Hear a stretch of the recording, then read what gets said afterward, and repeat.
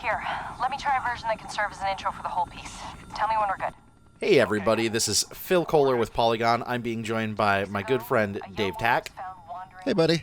Hello, and Dave, I know you've done some reporting on Outlast 2. It's Yep. almost here. I got to go and play about an hour and a half of the game last week, and we're showing some quick clips from that footage here. This is the actual very intro of the game where you're flying into this this strange area, and you know your flight doesn't go very well. I'll be darned. Yeah, some bad stuff going down in this game. Now, Dave, like I said, I know you've done some writing about this. How are you feeling? Are you pretty hyped about the full thing? I really enjoyed my time with it. I played it at PAX East 2016. Sure. And depending on where you're playing here, it might be a lot of the same stuff. I'm sure it's at least some of the same stuff. But like I said, I played for a good hour and a half, 2 hours, so played quite a bit.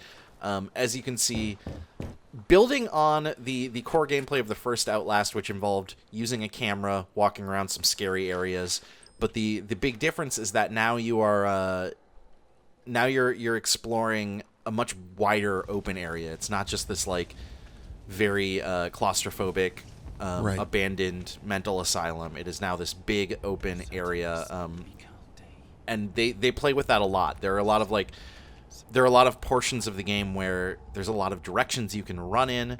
A lot of what I'm showing now in this footage is just this sort of atmosphere building early stuff, which I love. I think this game does so well. This is just so creepy, and so good. And what I also love about this is the level of detail in everything. Mm-hmm. Everything just looks almost like you could mistake it for real footage. Like, I was editing this footage together, and my wife walked by, and I think she thought that I might have gone on some sort of creepy adventure. Well, I mean, it's hard to blame her. Yeah, absolutely. But then we're going to get to the actual, like, the more dangerous gameplay here, which is you're getting chased by creepy evil bad guys. Like this nice lady with a big pickaxe here, and that's not that's how right. You intended it to go. That's right in the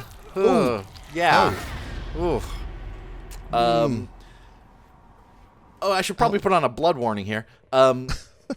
The other thing this game does, of course, is it's also messing with your head a little bit, so it hops back and forth between.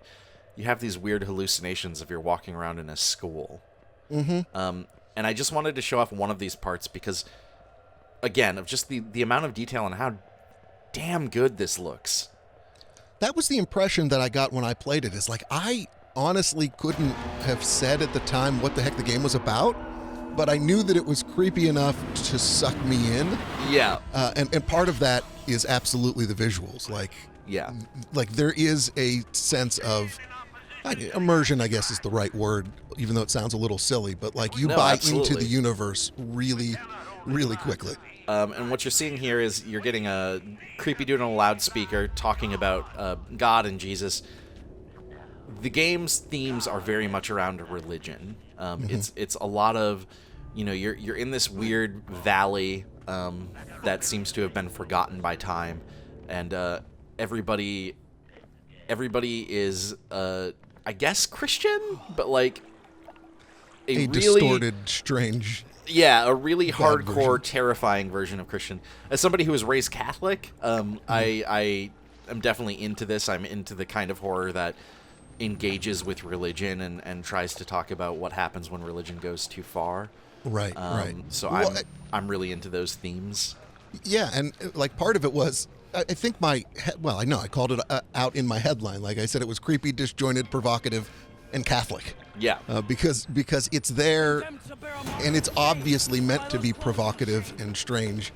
And I am Catholic, raised Catholic, went to Catholic school, did all the stuff. Yeah. So it's not, when there were those flashbacks like you were in grade school. Yeah. It didn't look all that dissimilar to where I went to school. No, precisely the same. Yeah, that's part of why I think that's so effective for me. Mm-hmm. I will certainly be curious to see if and how effective it is for people who maybe didn't have that same upbringing.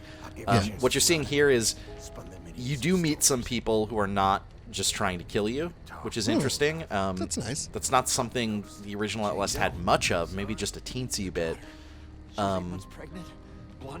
But it seems like, and from talking with the developers, they're going for a story that is a lot more complex than the original. That is doing a lot more than the original did.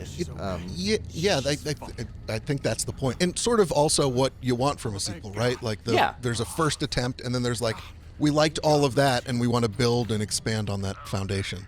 Although also worth noting that they did tell me, you know, they didn't want to spoil anything, but they did say it is connected to the first. There's a reason it's Outlast 2 and not, you know, different name. So for those who did love the first, there will be some connection. They're actually they've released a bunch of comic books. I think they said 4 of them, and there's a 5th coming that tie bridge the gap between the two. So something bad going on in this area, I feel like. It's something. I don't want to visit here. I mean, I do in a game. I mean, you're here now, so it's too late. I don't have a choice. This is so we're getting near the end of the video now, but I did want to show off one of my favorite sections of what I played. One of the most difficult, frustrating sections in terms of gameplay, but also like so evocative is this area here. You know, you can see suddenly there's a locked gate. There's guys coming. What do I do? Oh, I can get through here, and then suddenly I'm in this giant cornfield. I played this, yes. Yeah, and it's so effective and so creepy. Just like, okay, I'm running through this cornfield.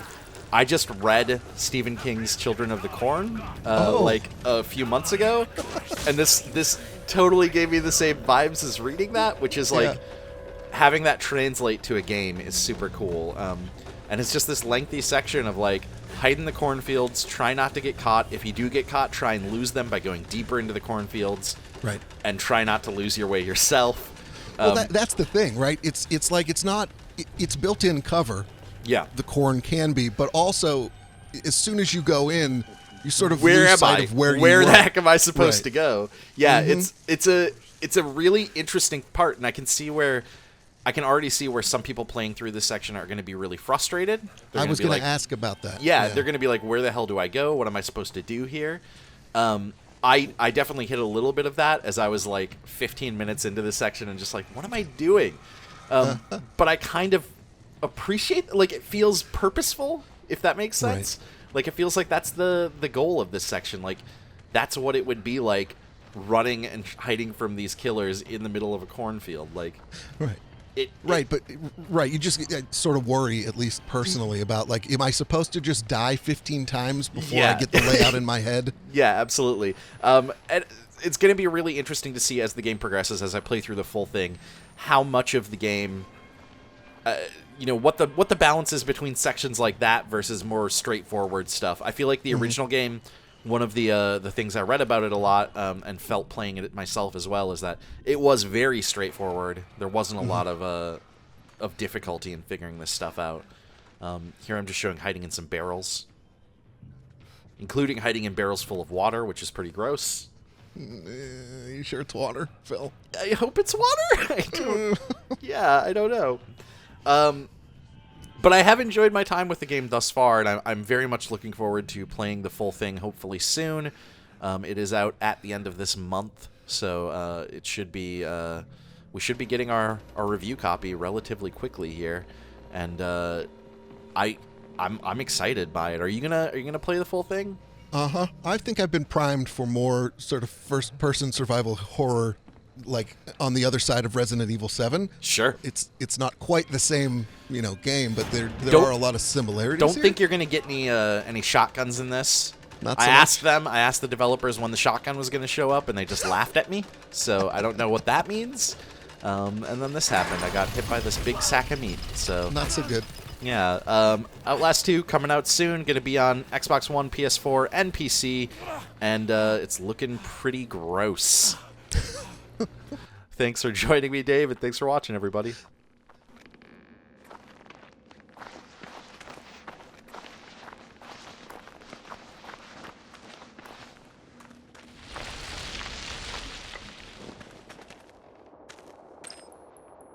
Church?